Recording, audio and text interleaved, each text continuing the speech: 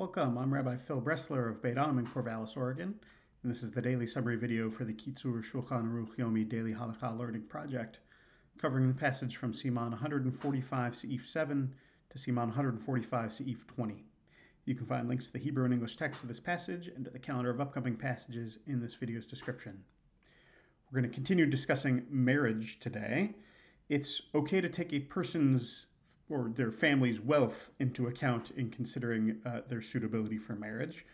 But at the same time, the Kitzur warns against being someone who marries for money.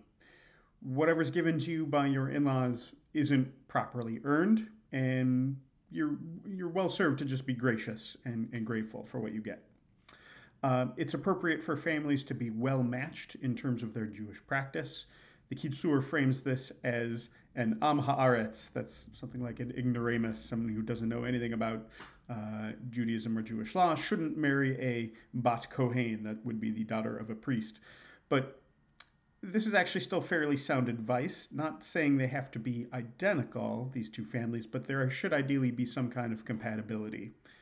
Another disclaimer I realize I should have added up front, there's absolutely no consideration given here to intermarriage between Jews and non-Jews. It's just totally unthinkable from this frame of reference, and it's just not even addressed as much as it is a regular and normative part of our Jewish lives today. Now, I don't know if this next piece is superstition or if it's just a good way to avoid confusion, but a man should not marry someone with the same name as his mother. Apparently, it's permissible to marry your niece. Sometimes I'm comfortable gender neutralizing this, but I don't know exactly what's going on here. Again, different norms.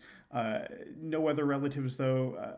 I'm not going to universalize this here. No other relatives can be married besides a niece. This includes a relative of a partner that you've previously divorced. Again, male perspective here, of course, but I'm going to universalize this piece. Take care of your spouse's honor.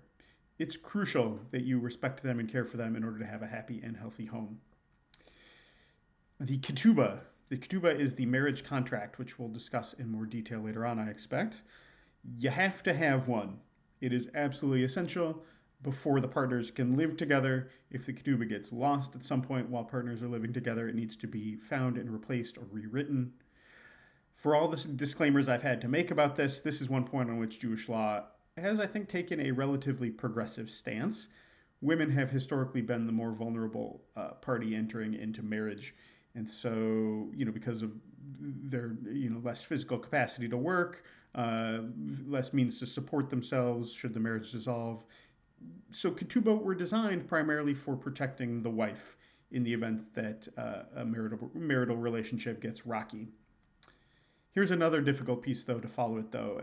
There's some more caste system stuff here and more patriarchal control of women's bodies. A Kohen, so a member of a priestly family, is a member of the highest caste. So as priests, they are more stringently restricted with regard to matters of purity, and that's specifically ritual purity and impurity, not in any way reflecting real, cleanliness or uncleanliness. This is a spiritual religious concept. What that means, though, is, and this is, I gotta say, really gross, Kohanim can't marry women who aren't pure enough for them. So this includes divorcees, it includes rape victims, which are here called harlots, yuck. It includes offspring produced by forbidden unions. Difficult stuff here, and not, to the best of my knowledge, anything that anyone should have an interest in applying today. So a widowed or divorced woman has to wait at least 90 days before remarrying. There's some more control of women's bodies going on here.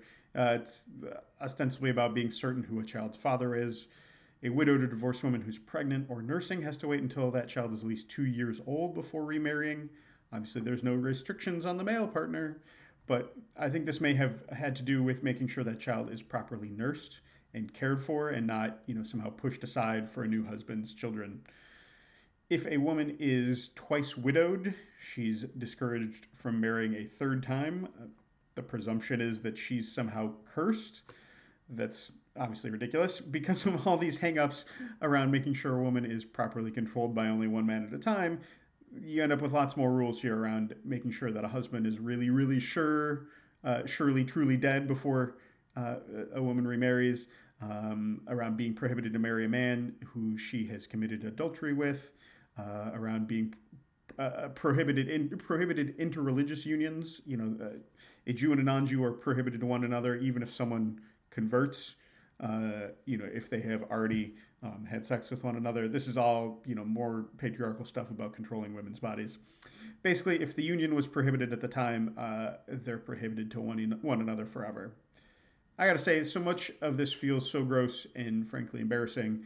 I really want the halakha to speak to sex and relationships as I understand them as a 21st century American with liberal politics, but to a large extent, this just ain't it. There's some redeeming elements here, but there's a lot that, as someone who performs and officiates weddings, I'm just not, frankly, all that interested in carrying forward.